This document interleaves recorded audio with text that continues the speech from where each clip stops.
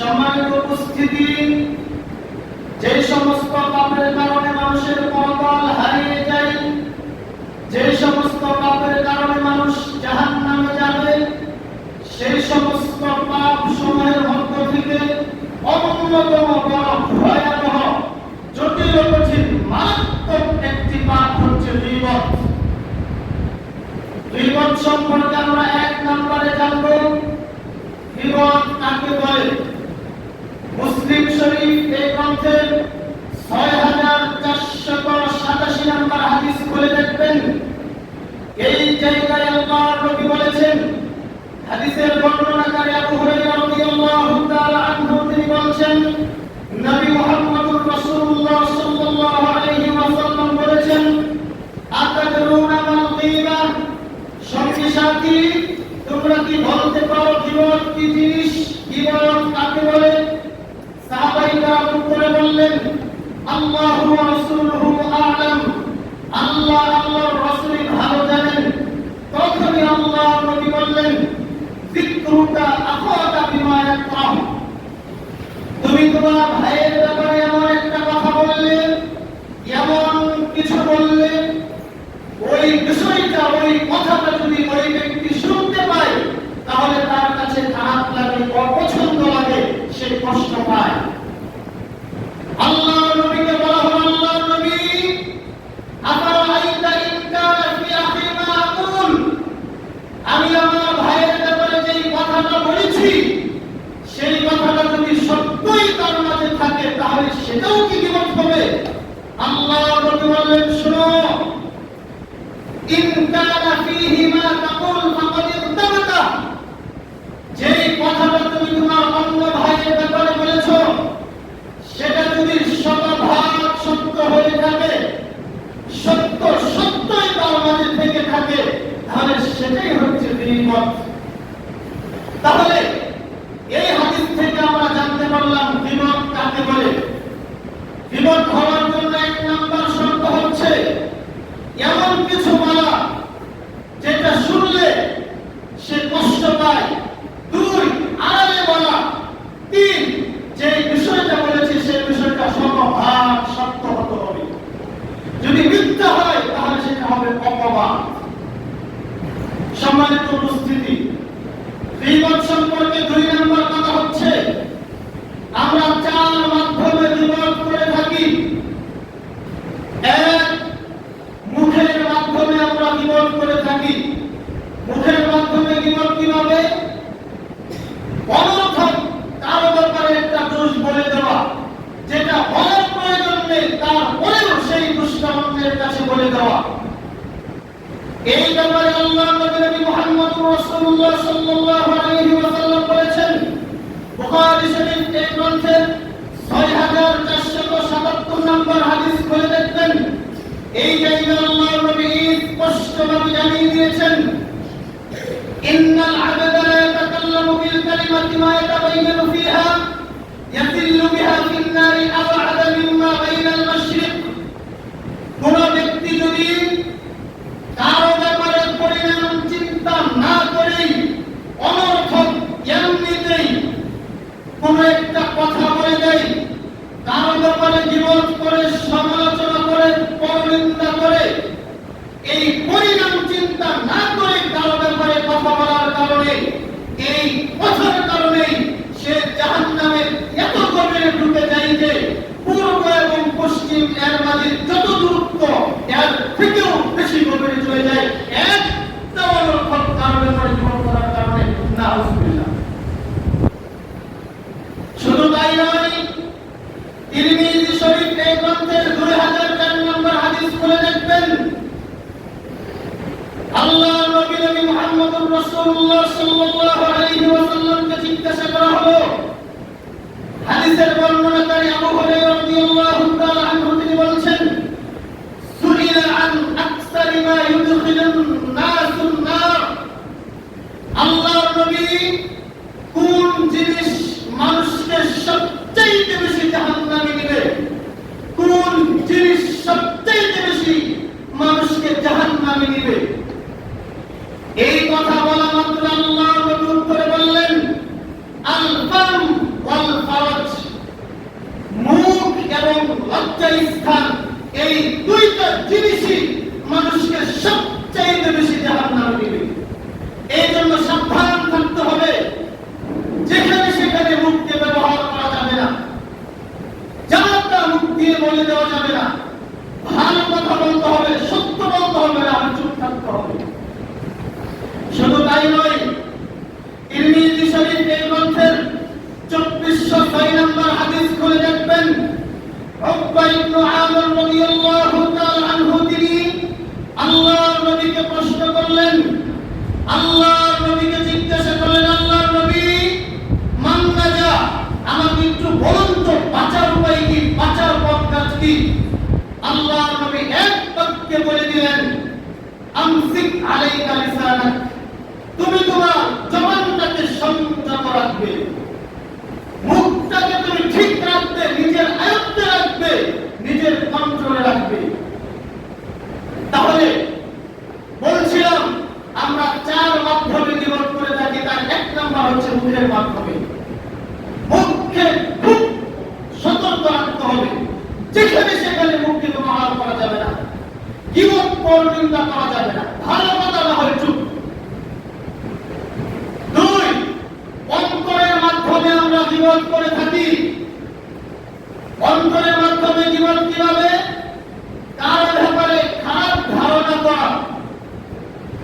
26 নম্বর পারার 16 নম্বর পৃষ্ঠার সূরাতুল হুজুরাতের 12 নম্বর আয়াত করে দেখবেন, আল্লাহ রাব্বুল আলামিন এই জায়গায় স্পষ্টভাবে জানিয়ে দিয়েছেন, ইয়া আইয়ুহাল্লাযীনা আমানু, হে ঈমানদারগণ, হে বিশ্বাসীগণ, ইজতানিবু কাসীরাম মিনাল যন, তোমরা বেশি বেশি ধারণা করা থেকে বেঁচে থাকো।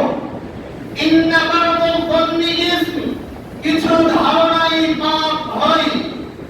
বুখারী শরীফ এই গ্রন্থের 5143 নম্বর হাদিস খুলে দেখবেন, আবু হুরায়রা রাদিয়াল্লাহু তাআলা আনহু বলেন, নবী মুহাম্মদুর রাসূলুল্লাহ সাল্লাল্লাহু আলাইহি ওয়াসাল্লাম বলেছেন, ইয়াকুম ওয়াল-যন্না ফা ইন্নাল যন্না আকযাবুল হাদিস, হে পৃথিবীর মানুষ, তোমরা বেশি বেশি ধারণা করা থেকে বেঁচে থাকো, কারণ ধারণাই হচ্ছে সবচেয়ে বড় মিথ্যা। নবী মুহাম্মদুর রাসূলুল্লাহ সাল্লাল্লাহু আলাইহি ওয়াসাল্লাম বলেছেন, মান ক্বালা ফি মুমিনিন মা লাইসা ফীহি আসকানাহুল্লাহু আযমাতাল খাবালি হাত্তা ইয়াতিয়া বিমাখরাজিন মিনহু। কোন মুমিন, কোন মুসলিম যদি অন্য কোন মুমিনের ব্যাপারে, অন্য কোন মুসলিমের ব্যাপারে অনর্থক কোন কথা বলে দেয়, এমন একটা দোষের কথা বলে দেয়, এমন একটা বিপদ বলে দেয় যেটা তার মাঝে নেই, আল্লাহ রাব্বুল আলামিন ওই ব্যক্তিকে কিয়ামতের দিন বলবেন, তুমি আমার অমুক বান্দার নামে, তুমি আমার অমুক বান্দার নামে এই কথাটা বলেছিলে, আজকে তুমি এই কথা দলিল দাও, প্রমাণ দাও, ডকুমেন্ট দাও। যতক্ষণ পর্যন্ত ওই ব্যক্তি ওই কথার দলিল না দিতে পারবে, প্রমাণ না দেখাতে পারবে, ডকুমেন্ট না দিতে পারবে, ততক্ষণ পর্যন্ত আসকারাহুল্লাহু রাজমাতাল খাবালি হাত্তা ইয়াতিয়া বিমাখরাজিন মিনহু, জাহান্নামীদের রক্ত, পুল, পেশাব, পায়খানা যেখানে গিয়ে জমা হবে, সেই জায়গায় ওই ব্যক্তিকে থাকতে দিয়ে আল্লাহ রাব্বুল আলামিন বলবেন, যতক্ষণ পর্যন্ত তুমি আমার ওই বান্দা ওই কথার দলিল না দিতে পারবে, ডকুমেন্ট না দেখাতে পারবে, ততক্ষণ পর্যন্ত তুমি এই জায়গায় থাকবে না। নাউযুবিল্লাহ। কারো ব্যাপারে অনর্থক সন্দেহ করা যাবে না, কারো ব্যাপারে খারাপ ধারণা করা যাবে না।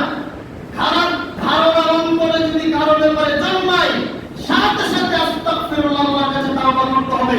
গর্ত একটা, নিজের আর 199টা গুনাহ স্মরণ করবে।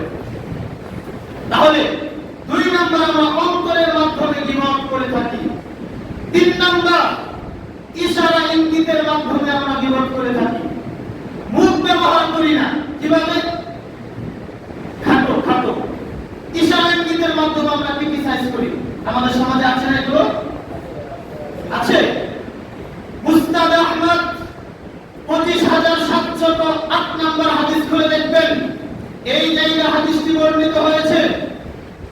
হাদিসের বর্ণনাকারী আয়েশা সিদ্দিকা রাদিয়াল্লাহু তাআলা আনহা তিনি বলছেন, দাখালাত ইমরাতুন কাসীরাতুন ইলা নবী সাল্লাল্লাহু আলাইহি ওয়াসাল্লাম, আল্লাহর নবীর কাছে একজন খাটো মহিলা আসলেন।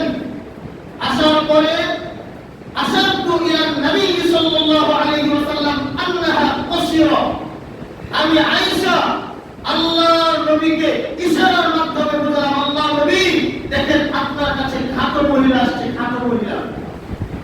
এইভাবে ইশারা করা মাত্র আল্লাহর নবী আয়েশাকে বলে বসলেন, আয়েশা ইরতাবিহা, তুমি গীবত করলে। দেখেন ইশারা ইঙ্গিতের মাধ্যমেও গীবত হয়। শুধু তাই নয়, আবু দাউদ শরীফ এই গ্রন্থের 4875 নম্বর হাদিস খুলে দেখবেন, এই জায়গায় বর্ণিত হয়েছে। এই হাদিসের বর্ণনাকারী আয়েশা সিদ্দিকা রাদিয়াল্লাহু তাআলা আনহা তিনি বলছেন, হাসবুকা মিন সাফিয়া কাযা ওয়া কাযা তা'নি কাসীরা। আল্লাহর নবী সাফিয়া রাদিয়াল্লাহু তাআলা আনহা এই অর্থাৎ তিনি একটু খাটো মহিলা। এই যখনই সাফিয়া রাদিয়াল্লাহু তাআলা আনহার ব্যাপারে আয়েশা সিদ্দিকা রাদিয়াল্লাহু তাআলা আনহা বললেন যে সাফিয়া একটু খাটো, এই খাটো কথাটা বলা মাত্র আল্লাহর নবী বললেন, লাকাদ কুলতি কালিমাতান লাউ উজিলাত বিমাইল বাহরি লামাদাত। আয়েশা তুমি এমন একটা কথা বললে, তুমি এমন একটি কথা বললে, এই কথাটা যদি সমুদ্রের পানিতে ফেলে দেওয়া হয়, সমস্ত সমুদ্রের পানি গুলা হয়ে যাবে, সমস্ত সমুদ্রের পানি নষ্ট হয়ে যাবে। কি কথাটা বলেছে? সাফিয়া একটু খাটো। বলুন তো আমরা এরকম দিনে 2-4-5টা কথা বলে কি বলি না? কত যে বলছি দিনে, কোনো হিসাব কিতাব নেই। 4 নাম্বার, লেখার মাধ্যমে গীবত। ভালো করে মনে রাখবেন, যারা ফেসবুকে স্ট্যাটাস দেন, যা তা লিখে ফেসবুকে ছেড়ে দিবেন না, যা তার ব্যাপারে কোনো কিছু লিখে দিবেন না। লেখার আগে খুব সাবধান, খুব সতর্ক থাকতে হবে, হুঁশিয়ার, সচ্চার, সজাগ থাকতে হবে। ভালো করে মনে রাখবেন, মুখ দিয়ে বলা যেটা গীবত, কলম দিয়ে লেখাও সেটা গীবত। তাহলে গীবত সম্পর্কে 2 নম্বরে আমরা জানলাম, 4 মাধ্যমে আমরা গীবত করে থাকি। 1 মুখের মাধ্যমে, 2 অন্তরের মাধ্যমে, 3 ইশারা ইঙ্গিতের মাধ্যমে, 4 লেখার মাধ্যমে আমরা গীবত করে থাকি। গীবত সম্পর্কে 3 নম্বর কথা হচ্ছে, আমরা সাধারণত 5 ধরনের গীবত করে থাকি। 1 শারীরিক গীবত। এটা কিভাবে? একজন মানুষ খাটো, আপনি জানেন সে বাস্তবেই খাটো, তারপরেও যদি আপনি তাকে খাটো বলেন সে কষ্ট পাবে। আপনি তাকে কেন খাটো বলবেন? একজন মানুষ অন্ধ, সে বাস্তবেই অন্ধ, আপনি যদি তাকে অন্ধ বলেন তাহলে সে কষ্ট পাবে, কেন আপনি তাকে বলতে যাবেন? এই হচ্ছে শারীরিক গীবত। 2 চারিত্রিক গীবত। একটা মানুষ 5 বছর 10 বছর আগে সে অন্যায় করেছে, 1 বছর আগে সে অন্যায় করেছে, এখন তাওবা করে সে ভালো হয়ে গিয়েছে, এখন তার সাথে বিয়ে ঠিক হয়েছে, এখন মেয়ের বাবা জানতে গিয়েছে ছেলে সম্পর্কে, এখন আপনি হুট করে বলে দিলেন, আরে আপনি নাকি আপনার মেয়েকে অমুকের ছেলের সাথে বিয়ে দিচ্ছেন, ছেলের তো এই সমস্যা। কি সমস্যা বাবা বলেন, কি সমস্যা? মাঝখান থেকে বিয়েটা দিয়ে দিল। ছেলেটা বাস্তবে ভালো, সে আগে অন্যায় করেছে, এখন সে তাওবা করে সঠিক পথে ফিরে এসেছে, আপনি মাঝখান থেকে করলেন কি? কি করলেন? এটা আমাদের সমাজে এগুলো হচ্ছে না, এখন অহরহ হচ্ছে। এটা হচ্ছে চারিত্রিক গীবত। 3 বংশীয় গীবত। আরে অমুকের কথা বলেন না, চুরের গোষ্ঠী, চুরের বংশ, অথচ ওই লোকটা তাহাজ্জুদ করে, 5 ওয়াক্ত ফরজ সালাত আদায় করে, ইসলামকে যথাযথভাবে মেনে চলার চেষ্টা করে, তার বংশের কোন এক কালে কোন এক সময়ে হয়তোবা কেউ চুরি করেছিল, আপনি তার উপরে ভিত্তি করে পুরো বংশের লোককে বলছেন আরে চুরের বংশ। এ হচ্ছে বংশীয় গীবত। 4 নাম্বার পোশাক পরিচ্ছদের গীবত। আপনি আপনার মেয়ের বিয়েতে, আপনার বোনের বিয়েতে 5 জন বন্ধুকে দাওয়াত করেছেন। 5 জনের মধ্য থেকে 4 জনের 1000 টাকা দামের হজের পাঞ্জাবি পরে আপনার বোনের বিয়েতে আসার তার সুযোগ আছে, তার তৌফিক আছে। আর আরেকজনের 100 টাকা হজের বেশি দামের কাপড় পাচ্ছেন সামর্থ্য নেই। এখন আপনি ওই 4 জনকে সময় দিচ্ছেন, এই একজনকে সময় দিচ্ছেন না। ওই 4 জন বলছে, কে বন্ধু আমাদেরকে সময় দিচ্ছ, আমার ওই বন্ধুকে তো সময় দিচ্ছ না। তখন আপনি বলছেন, আরে ওই এমন একটা পোশাক পরে এসেছে, এটা কি বিয়ের অনুষ্ঠানে এই পোশাক পরে আসে, আমার মান সম্মানটা শেষ করে দিয়েছে। এই কথাটা আমার ওই ব্যক্তি শুনে ফেলেছে, তার কাছে খারাপ লাগবে কি লাগবে না? আপনি জানেনই তার সামর্থ্য আছে 100 টাকা দামের কাপড় পরা, এর থেকে বেশি সামর্থ্য নেই। তার সাধ্য যতটুকু আছে সে ততটুকু করেছে, এটা তার অধিকার, আপনাকে দাওয়াত দিতে বলেছে। এই হচ্ছে পোশাক পরিচ্ছদের জীবন। 5 নাম্বার পরোক্ষ জীবন। এটা কিভাবে ভালো করে খেয়াল করে বুঝতে হবে। আপনারা আমার সামনে আছেন, আমি ওনার সাথে কথা বলছি, এরপরে এটা উনি কিন্তু বুঝে গেছে, হ্যাঁ আমার মাথা চলে আসছে কার ব্যাপারে কথা বলছে, আপনারা বুঝে গেছেন কার ব্যাপারে আলোচনা হচ্ছে, কিন্তু কেউ কারো নাম উল্লেখ করছি না। আমরা সবাই পরোক্ষ জীবন করলাম, সবাই পরোক্ষ জীবনের অপরাধী হয়ে গিয়েছি। আমরা সাধারণত 5 ধরনের জীবন করে থাকি। সম্মানিত উপস্থিতি, জীবন সম্পর্কে 4 নম্বর কথা হচ্ছে জীবনের ভয়াবহতা। জীবনের ভয়াবহতা কত বেশি আপনাকে আমি কি দিয়ে বুঝাই? বাইহাকী শরীফের বর্ণনা, আল্লাহর নবী বলেছেন, আল গীবাতু আশাদ্দু মিনাজ জিনা। জিনার থেকেও বড় পাপ হচ্ছে গীবত। আচ্ছা বলুন তো, আমরা আমাদের সমাজে জিনাটাকে বেশি বড় পাপ মনে করি নাকি গীবতকে? অবশ্যই জিনাকে। অথচ আল্লাহর নবী বলেছেন জিনার থেকেও মারাত্মক বড় ভয়াবহ অনেক অনেক অনেক বেশি কঠিন পাপ হচ্ছে গীবত। অথচ আমাদের সমাজের পরিস্থিতি কি দেখেন? একটা মানুষ যদি জিনা করে আর প্রমাণিত হয়, সমাজে ছিছি একটা রব উঠে যায়, তাকে যে যেভাবে পারে সেভাবেই গালি দেয়, যে যেভাবে পারে সেভাবেই মারার চেষ্টা করে।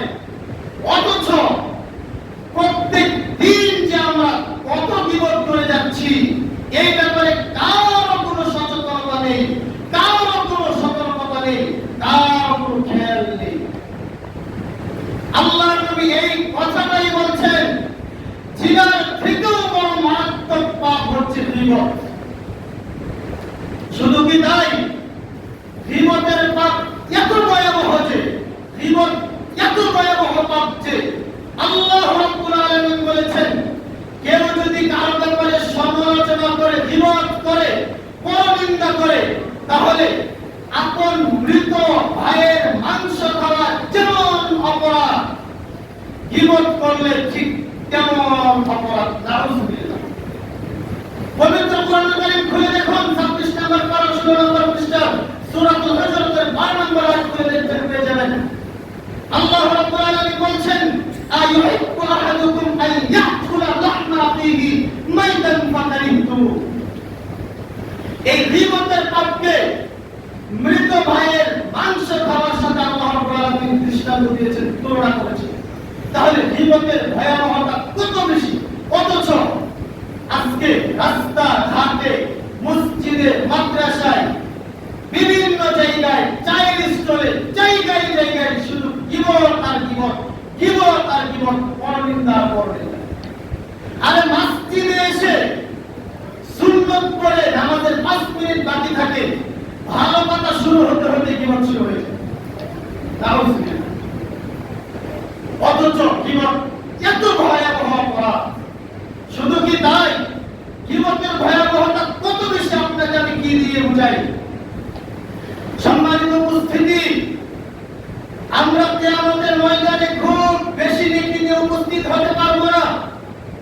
আমাদের সাথে যতটুকু কুলাচ্ছে, আমরা যে যতটুকু পাচ্ছি, সামান্য সালাত, সিয়াম, হজ, যাকাত, কোরআন তেলাওয়াত, জিকির, আজকার, তাসবিহ, তাহলিল, কত কষ্ট করে আমরা করছি, করছি। গীবতের সবচেয়ে বড় ক্ষতি হচ্ছে এই যে আমরা এত কষ্ট করে এই আগুনগুলো নিয়ে কিয়ামতের ময়দানে উঠবো, এই দুনিয়াতে আমরা যার ব্যাপারে গীবত করছি ওই ব্যক্তি কিয়ামতের ময়দানে আমার কাছ থেকে আমার এই সবগুলো নেকি নিয়ে চলে যাবে। আমার নেকি যদি শেষ হয়ে যায়, তার পাপ আমার কাছে চাপিয়ে দিয়ে আমাকে চলে যেতে হবে জাহান্নামে, ওই ব্যক্তি চলে যাবে জান্নাতে। গীবতের ভয়াবহতা কত বেশি সম্মানিত উপস্থিতি, গীবতের ভয়াবহতা কত বেশি এই ব্যাপারে দুইটি ঘটনা আপনাদের সামনে পেশ করলেই বুঝতে পারবেন। আল্লাহর নবী মুহাম্মদুর রাসূলুল্লাহ সাল্লাল্লাহু আলাইহি ওয়াসাল্লাম সাহাবায়ে কেরামদেরকে সাথে নিয়ে সফরে গিয়েছেন। সাহাবায়ে কেরাম তারা একজন খাদেমকে সাথে করে নিয়ে গিয়েছেন খেদমত করার জন্য। তো একদিন ফজরের পরে ওই খাদেম ঘুমিয়ে গিয়েছেন। তো এক সাহাবী আরেক সাহাবীকে বলছেন, আমাদের খাদেম ভাই কোথায় গো? যাকে বলছেন উনি উত্তর দিচ্ছেন, আমাদের খাদেম ভাই তো বাড়ির ঘুমিয়েছে, তার মানে ফজরের নামাজ পড়ে ঘুমিয়ে গিয়েছে। এই কথাটা আল্লাহর নবী শুনতে পেয়েছেন, কিছুই বলেননি। একটু পরে যখন খাদেম উঠলেন, ওঠার পরে সাহাবায়ে কেরাম বললেন, আল্লাহর নবীকে সালাম দাও, সালাম দিয়ে বলো সকালের নাস্তার কি হবে? খাদেম গেলেন, আল্লাহর নবীকে সালাম দিলেন। সালাম দেওয়ার পরে বললেন, আল্লাহর নবী সকালের নাস্তার কি হবে? এই কথা বলা মাত্রই খাদেমকে আল্লাহর নবী বললেন, কেন? তাদেরকে সালাম দিয়ে বলো তারা তো সকালের নাস্তা করে ফেলেছে। ওই খাদেম তো আর কিছু জানে না। খাদেম আসলেন, সাহাবায়ে কেরামদেরকে সালাম দিলেন। সালাম দিয়ে বললেন, কি ব্যাপার, আপনারা নাকি সকালের নাস্তা করে ফেলেছেন? এই কথা বলা মাত্রই সাহাবায়ে কেরাম বুঝতে পেরেছেন কোথাও গড়বড় হয়ে গিয়েছে। হাউ হাউ করে আল্লাহর নবীর কাছে চলে গেছেন, আল্লাহর নবী আমরা নাকি সকালের নাস্তা করেছি। তখন আল্লাহর নবী বললেন, হ্যাঁ তোমরা তো একটু আগেই তোমাদের এই ঘুমন্ত খাদেম ভাইয়ের কাঁচা মাংস খেয়েছো, তোমাদের দাঁতের ফাঁকে খাদেম ভাইয়ের মাংস লেগে আছে। এই কথা বলা মাত্রই সাহাবায়ে কেরাম বললেন, ইয়া রাসূলুল্লাহ, হে আল্লাহর নবী আপনি রব্বুল আলামিনের কাছে আমাদের জন্য ক্ষমা চান। আল্লাহর নবী বললেন, শোনো, আল্লাহর কাছে ক্ষমা চাইলে শতভাগ ক্ষমা হবে না। তোমাদের এই খাদেম ভাইয়ের কাছ থেকে আগে ক্ষমা নাও।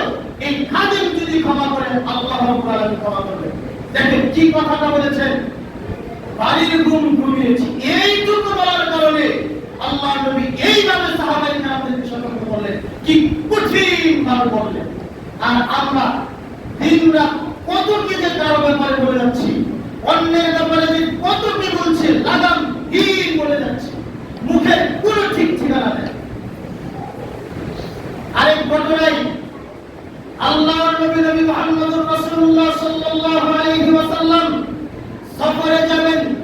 সাহাবায়ে কেরাম সকলে একসাথে হয়ে সময় নির্ধারণ করে দিলেন। সময় নির্ধারণ করে দেওয়ার পরে সকলে একত্রিত হয়েছেন। একত্রিত হওয়ার পর একজনের একটু লেট হয়ে গিয়েছে। ওই উপস্থিত সাহাবীদের মধ্য থেকে দুইজন একজন আরেকজনকে একটু মশকরা করে বলছেন, আমাদের অমুক ভাই কই গো? তো যাকে জিজ্ঞাসা করছে উনি বলছেন, আমাদের অমুক ভাইয়ের সাজগুজ করতে করতে দিন শেষ হয়ে যায়। আল্লাহর নবী মুহাম্মদুর রাসূলুল্লাহ সাল্লাল্লাহু আলাইহি ওয়াসাল্লাম এই কথাটা শুনলেন, কিছু বলেননি। ওই সাহাবী আসলেন, আসার পরে সফর যাত্রা শুরু করে দিলেন। যেতে যেতে যেতে যেতে একটা মরুভূমিতে গেলেন। মরুভূমিতে যাওয়ার পরে দেখলেন একটা মরা গাধা মরে পচে রয়েছে, মরে পড়ে আছে। আল্লাহর নবী ওই জায়গায় থামলেন, থেমে বললেন, আমার ওই দুই সাহাবী কোথায় গো? অমুক অমুক কোথায় গো? তোমরা আসো, যাও এই মরা পচা গাধার মাংস খাও। যখনই এই কথা বললেন তখনই সাহাবায়ে কেরাম বললেন, আল্লাহর নবী এই মরা পচা গাধার মাংস খাওয়া কি সম্ভব? তখনই আল্লাহর নবী বললেন, শুনো, এই যে সফর শুরু করার আগেই আমার এক সাহাবীর ব্যাপারে তোমরা সমালোচনা করলে, এটা এত ঘৃণিত পাপ যে এই মরা পচা গাধার মাংস খাওয়া যত বড় পাপ, যত বড় ঘৃণিত কাজ, যত বড় নেহায়াত অন্যায়, যত বড় পাপ, এর থেকেও বেশি পাপ হচ্ছে আমার সাহাবীর ব্যাপারে তোমরা মস্করা করে ঠাট্টা করলে। দেখেন গীবতের ভয়াবহতা কত বেশি। গীবত সম্পর্কে 5 নম্বর কথা হচ্ছে গীবতের ক্ষতি সমূহ। গীবতের 1 নম্বর ক্ষতি হচ্ছে ইহকালীন ক্ষতি। ইহকালীন ক্ষতি মানে আপনি যদি কারো ব্যাপারে গীবত করে থাকেন আর তার কাছ থেকে যদি ক্ষমা না নেন, আপনি মনে রাখবেন আজ না হয় কাল আপনার নিজ ঘরে হলেও আল্লাহ রাব্বুল আলামিন আপনাকে অপমান করেই ছাড়বেন। এই কথা আমি বলিনি, আল্লাহ নবী বলেছেন। আবু দাউদ শরীফের গ্রন্থের 4880 নম্বর হাদিস করে দেখবেন, এই জায়গায় আল্লাহ নবী বলেছেন, ইয়া মাশারা মান আমানা বিলিসানিহি ওয়া লাম ইয়াদখুলিল ঈমানু কলবা লা তাগতাবুল মুসলিমিনা। হে ওই সমস্ত লোক যারা নাকি শুধুমাত্র কেবলমাত্র মুখে ঈমান নিয়ে এসেছো, তোমাদের ঈমান এখনো অন্তরে প্রবেশ করেনি, অন্তরে ঢুকেনি। লা তাগতাবুল মুসলিমিনা, তোমরা মুসলমানদের গীবত করো না। এই হাদিস থেকে বোঝা যাচ্ছে যারা নাকি শুধু মুখে মুখে ঈমান নিয়ে এসেছে তারাই অন্য মুসলমানের গীবত করতে পারে। যাদের ঈমান এখনো অন্তরে ঢুকেনি তারাই মুসলমানের গীবত করতে পারে। আর যাদের ঈমান মুখেও আছে অন্তরেও আছে, ওই মুখ দিয়ে কখনোই কোনো সময় একটা মুহূর্তের জন্য কোনো মুসলমানের বিরুদ্ধে সমালোচনা হতে পারে না, গীবত করতে পারে না। যদি কেউ কারো ব্যাপারে গীবত করে বুঝতে হবে ওই ব্যক্তির ঈমান শুধু মুখে মুখে, তার ঈমান অন্তরে প্রবেশ করেনি। শুধু এতটুকু শেষ করার পরে আল্লাহ নবী বলছেন, ওয়ালা তাত্তাবিউ আওরাতিহিম, হে পৃথিবীর মানুষ, তোমরা মানুষের দুষ্ত্রুটি তালাশ করো না। ফাইন্নাহু মান ইত্তাবা আওরাতিহিম ইয়াত্তাবিউল্লাহু আওরাতা, তোমরা যদি মানুষের গোপন দুষ্ত্রুটি তালাশ করো তাহলে আল্লাহ রাব্বুল আলামিন তোমাদের দুষ্ত্রুটি তালাশ করবেন। আমি আপনার দুষ্ত্রুটি তালাশ করছি আর আল্লাহ আমার দুষ্ত্রুটি তালাশ করবেন। আমি আপনারটা পেতেও পারি, নাও পেতে পারি, কিন্তু আল্লাহ আমারটা নিশ্চিত পেয়ে যাবেন। এই কথাটাই আল্লাহ নবী বলছেন, ওয়ামান ইয়াত্তাবি'আল্লাহু আওরাতাহু ইয়াফতাহু ফি বাইতিহি, আল্লাহ যদি কারো পিছনে লেগে যায়, আল্লাহ যদি কারো দুষ্ত্রুটি খোঁজে, তাহলে ওই ব্যক্তি নিজ ঘরে হলেও অপমানিত হবেই হবে। ওই ব্যক্তিকে আল্লাহ রাব্বুল আলামিন নিজ ঘরে হলেও অপমান করে ছাড়বেন। সাবধান থাকতে হবে, কারো ব্যাপারে দুষ্ত্রুটি তালাশ করা যাবে না, দুষ্ত্রুটি উদ্ঘাটন করা যাবে না। তাহলে গীবতের 1 নম্বর ইহকালীন ক্ষতি হচ্ছে কেউ যদি কারো গীবত করে আর তার কাছ থেকে ক্ষমা না নেয়, তাহলে ওই ব্যক্তি দুনিয়াতে অপমান হবেই হবে, হতেই হবে। আল্লাহ নবী বলেছেন হবেই হবে। আজ না হয় কাল নিজ ঘরে হলে অপমান হবে। গীবতের 2 নম্বর ক্ষতি হচ্ছে পরকালীন ক্ষতি। মরার পর থেকে শুরু হয়ে যাবে। কিয়ামতের মাঠে তো আছেই, জাহান্নামে তো শাস্তি হবেই, মরার সাথে সাথে শাস্তি শুরু হয়ে যাবে গীবতকারী। আমি বলি আল্লাহ নবী বলেছেন, আবু দাউদ শরীফ এই গ্রন্থের 4878 নম্বর হাদিস করে দেখবেন, এই জায়গায় আল্লাহ নবী বলেছেন, লাম্মা উলিজা বি মারাতু বিকওমিন লাহুম আনফারুম মিন মুহাস, মিরাজের রাত্রিতে আমি একদল লোকের পাশ দিয়ে অতিক্রম করছিলাম, একদল লোকের পাশ দিয়ে যাচ্ছিলাম, যেতে যেতে দেখলাম লাহুম আনফারুম মিন মুহাস, তাদের রোগগুলো হচ্ছে তামার, ইয়াখমিসুনা উজুহাহুম ওয়া সুদুরহুম, সেই তামার রোগ দিয়ে তারা তাদের বুককে খামচাচ্ছে, বুককে খামচাচ্ছে, খামচিয়ে খামচিয়ে মুখে এবং বুকের মাংসগুলোকে উঠিয়ে ফেলছে। এই করুণ দৃশ্য দেখে ফাকুলতু মান হাউলাই জিবরিল, আমি জিবরিলকে বললাম, মান হাউলাই জিবরিল, হে জিবরিল কারা কারা, এত কঠিন পরিস্থিতি কারা কারা। তখন জিবরিল আলাইহিস সালাতু ওয়াস সালাম বললেন, হাউলাইল্লাযিনা ইয়াকুলুনা মুহাম্মাদান নাস, এরাই তো হচ্ছে আপনার ওই সমস্ত উম্মত, এরাই হচ্ছে আপনার ওই সমস্ত উম্মত যারা নাকি মানুষের দুষ্ট খেয়ে বেড়াতো, তার মানে মানুষের বিপদ করে বেড়াতো, মানুষের পরনিন্দা করে বেড়াতো, মানুষের পিছনে পিছনে সমালোচনা করে বেড়াতো। এই হচ্ছে গীবতের পরকালীন শাস্তি। সম্মানিত উপস্থিতি, গীবতের 3 নাম্বার ক্ষতি হচ্ছে উভয় ক্ষতি, দুনিয়া আখিরাত উভয় ক্ষতি। আবু দাউদ শরীফ এই গ্রন্থের 4881 নম্বর হাদিস করে দেখবেন, এই জায়গায় আল্লাহ নবী বলেছেন, মান আকালা রাজুলিন মুসলিমিন আকলাতান, কোন ব্যক্তি যদি এক লুকমা খাবার খেতে খেতে কারো গীবত করে, আরে অমুকের কথা তমুকের কথা, এইরকম যদি কেউ এক লুকমা খাবার খেতে খেতে কারো গীবত করে, পরনিন্দা করে, আল্লাহর নবী জানিয়ে দিয়েছেন, ফা ইন্নাল্লাহা তুতইমুহু মিসলাহা মিন জাহান্নাম, আল্লাহ রাব্বুল আলামিন ওই পরিমাণ আগুনের গোলা জাহান্নামে তার মুখে ঢুকিয়ে দিবেন। এরপরে আল্লাহ নবী বলছেন, ওমান কুসিয়া সাওবান বিরাজুলিন মুসলিমিন, কোন ব্যক্তি যদি কাপড় পরতে পরতে কারো গীবত করে, পরনিন্দা করে, সমালোচনা করে, ফা ইন্নাল্লাহা ইয়াকসুহু মিসলাহু মিন জাহান্নাম, আল্লাহ রাব্বুল আলামিন ওই পর্যায়ে জাহান্নামের আগুনের পোশাক জাহান্নামের মধ্যে তাকে পরিয়ে দিবেন। শুধু তাই নয়, এরপরে আল্লাহ নবী বলছেন, ওয়ামান ক্বালা বিরাজুলিন মাকামা সুমআতিন ওয়া রিয়াইন, কোন ব্যক্তি যদি দুনিয়ার মধ্যে কাউকে খাটো করার জন্য, কাউকে ছোট করার জন্য, নিজে মানুষের সামনে ভালো হওয়ার জন্য, নিজে মানুষের সামনে অনেক বড় কিছু হওয়ার জন্য, অন্যকে খাটো করার জন্য অন্যের দোষ বলে, আল্লাহর নবী জানিয়ে দিয়েছেন, ফা ইন্নাল্লাহা ইয়াকুমু বিহি মাকামা সুমআতিন ওয়া রিয়াইন ইয়াউমাল কিয়ামা, কিয়ামতের দিন আল্লাহ রাব্বুল আলামিন ওই ব্যক্তিকে পৃথিবীর সব মানুষের সামনে অপমানিত করে, অপদস্থ করে তাকে জাহান্নামে নিক্ষেপ করবেন। সাবধান থাকতে হবে, হুঁশিয়ার, সজাগ, সোচ্চার থাকতে হবে। যার তার ব্যাপারে মুখ খোলা যাবে না, যেখানে সেখানে মুখ খোলা যাবে না। গীবত চিরতরের জন্য হারাম। এই অভ্যাস থেকে যে কোনো মূল্যে হোক আমাদেরকে বের হয়ে আসতেই হবে। সম্মানিত উপস্থিতি,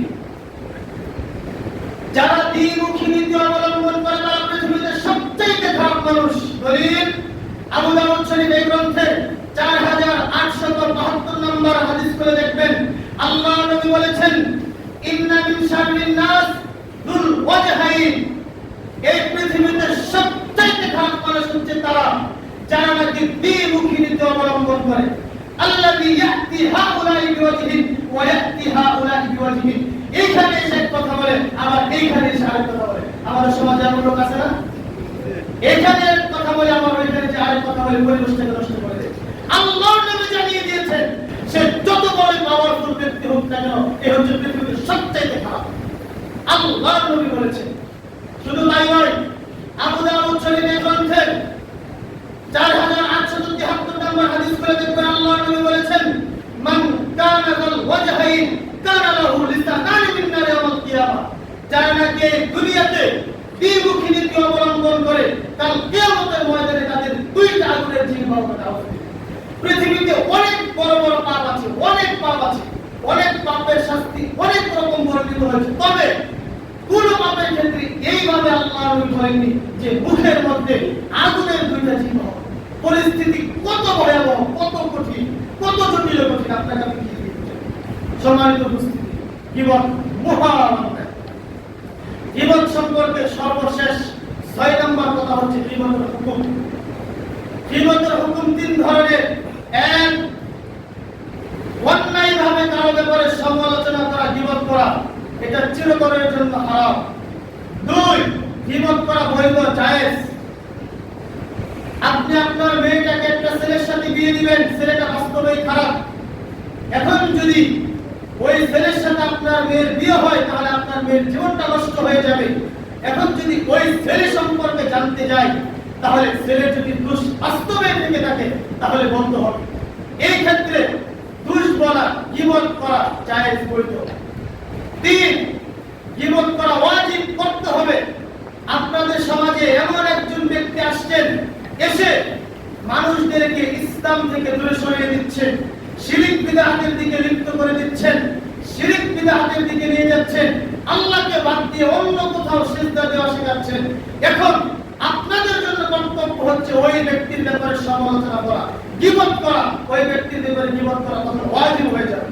আজকে আমরা সংক্ষিপ্ত সময়ে গীবত সম্পর্কে জানতে পারলাম।